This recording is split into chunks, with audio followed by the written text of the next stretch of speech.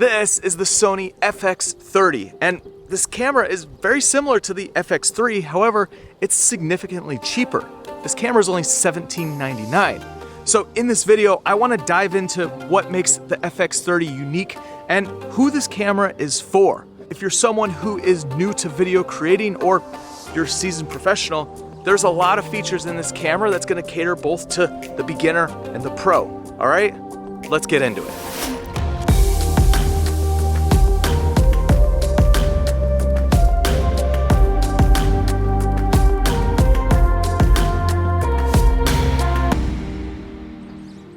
So right now I'm shooting on my A7S Mark III because I'm holding the FX30 in my hand, but I'm gonna switch back and forth throughout this video to show you kind of a comparison and difference between the 30 and the A7S III, which is the same sensor that's in the FX3. Now, when you look at this camera, you're gonna notice that it looks almost identical to the FX3, and that's because it has the exact same body. Everything is the same except for the sensor. The sensor in the FX30 is a new 20 megapixel super 35mm sensor. And so what that means is it's smaller than the FX3 or the A7S Mark III. But also this sensor shoots at 6K resolution and then oversamples the image. So your footage coming out of the FX30 is going to look more crisp and clear, kind of like you're shooting on the A7 IV. So other than the sensor, this camera is almost identical to the FX3 in terms of the body and form factor, which makes it the perfect entry-level cinema camera because the price is so much cheaper than the FX3. As I said earlier, this camera is priced at $17.99, and that's without the top handle. So a lot of newer content creators don't need the top handle because the top handle gives you the 2 XLR inputs, but for general content creation, especially here on YouTube, you don't really need those XLRs. It's actually easier just to use something like the Sony mic. I have the B10 on top of my camera right now, and that plugs into the hot shoe mount so that you can get clean audio in this kind of vlog style setup. And then you could set up something else like a little wireless microphone that could just go in the 3.5mm port. So you don't actually need that top handle. You really do want a top handle on this camera. It's got all of the mounting points around the camera so that you could just add on a top handle. However, if you do want that XLR capability and you want the top handle, well then this camera's priced at $21.99. So still significantly cheaper than the FX3.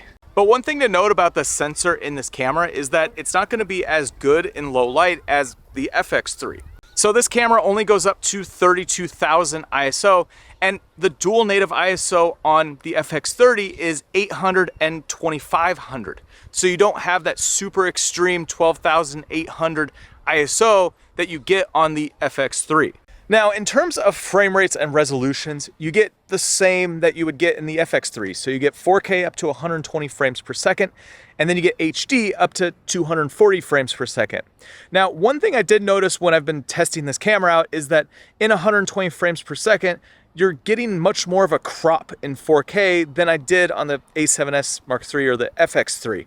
And so it's definitely punched in pretty significantly when you're using that mode. However, when you're shooting in 4K 60, there's no crop whatsoever. Now, what makes this a cinema camera is that it matches the rest of Sony's cinema lineup in terms of the controls that you have over your image and also just how the camera functions. So you now have Cine EI in this form factor. And Cine EI is more of a pro level feature. On a standard like hybrid camera, you can change your ISO and it changes the brightness of your image. Whereas when you're using Cine EI, it's more of a pro level feature because you want to shoot at the proper base ISO. So in this camera, it's 800 and 2500. And so when you're shooting in Cine EI, the camera actually doesn't allow you to record in any other ISO than 800 and 2500. And so there's a low base and a high base. And at the base ISO, you're gonna have the best noise performance and you're gonna have the best dynamic range. And if you deviate from these base ISOs, you're gonna change how much dynamic range you have in your highlights or your shadows. But for the context of this video, I don't wanna dig too much into Cine EI, but if it's something that you are interested in and you wanna see more in-depth video about, well, let me know down in the comments. Now, for newer content creators, if you don't want to mess around with Cine EI or any of these pro features, well, you could use this like a traditional hybrid camera. You could use flexible ISO and use your ISO to actually change the exposure. And then there's also a profile called S-Cinetone, which just gives you a good look straight out of camera. So for new content creators or those of you who are just getting into learning about all the features around of camera and how to best use them, or you could set up this camera to shoot in a way where you're gonna get a great picture just right out of camera and you don't have to do any color grading or editing in post. Now, I personally like how all the menus are laid out on this camera and also how everything looks on the screen. So you have a quick menu and then you also have your deeper menu, which is gonna have all of your settings. In the quick menu, it's set up in these blocks. So it makes it super easy to be able to find exactly which setting you wanna change rather than going through a list of all of your settings. And you can customize all of this in your menus as well. Now, when you're actually recording on the screen, it's a 3x2 screen, but because this is a cinema camera, you're recording in 16:9, so all of your data is on the top and the bottom, and so the actual screen is free of any data over your image. It just makes it a lot easier to see what you're doing when you're out shooting and still have all of your info laid on the screen. Now, this camera also has a few other features that's gonna be super helpful. It has timecode input, so if you are working in a multicam setting, you can input timecode into this camera. And you also have breathing compensation, so if your lens is focusing from far to near, there's no change in the actual angle of view from that shot. Now, internally, you can shoot 10-bit 422 and 4K, but if you do want RAW, you can output 16-bit RAW out of the HDMI. And also with this camera, depending on what mode you're shooting in, you can save the gyro data, so you could use something like Catalyst Browse and stabilize your footage later. So there's internal stabilization, you have standard and active that you find on most Sony cameras, but then also you have this gyro data available, which just gives you a different way to stabilize your footage. And if you're a Premiere user, there's actually a plugin that now allows you to do this within Premiere. Now, I hope they come out with a plugin for Final Cut, because I would love to use this gyro stabilization just right in Final Cut. Now, another reason that this is a proper cinema camera is that all of the buttons on this camera are laid out for video shooting, not photography. So you don't have a mode dial on the top anymore, it's just a button on the back. You also have a zoom rocker on the front, which is gonna control your power zoom lenses, or if you're using clear image zoom, it allows you to zoom in and out easily on the body just using that zoom rocker. And then also the camera has tally lights all over the camera. So here in front of camera, I can see that I'm recording with the tally light.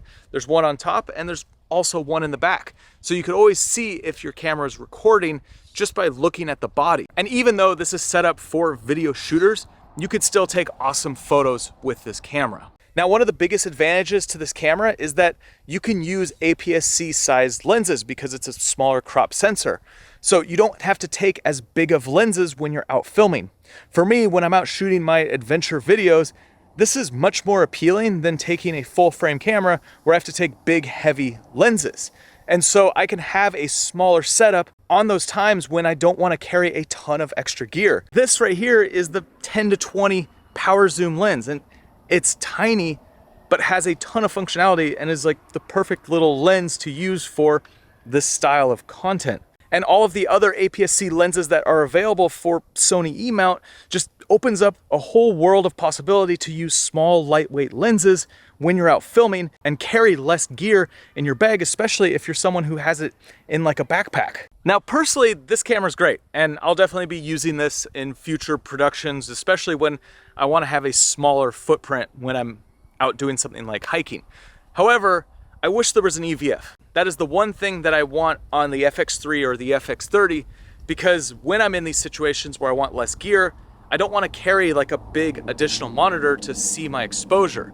And having a little viewfinder, even if it was like that tiny one that was on the A7C, it would just make shooting a lot easier in super bright condition. However, there are tools in this camera like your zebras that you can use to help see your exposure. And personally, that's what I rely on when I'm out in super bright conditions. Now, I think this camera is going to appeal to both beginners and pro. The price is awesome, $17.99 without the handle.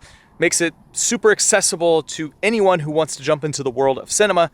But with all the features that you have access to in this camera, pros are going to want to use this as well because of the small form factor and the ability to use smaller lenses while also having a super high quality sensor and all the features you expect from a cinema camera. Now, if you want to learn more about the FX30, make sure you head down in the description. I'll include a link. But next, make sure you check out this video right here. It goes through step by step how I make an adventure film from start to finish. So make sure you check that out. I'll see you over there.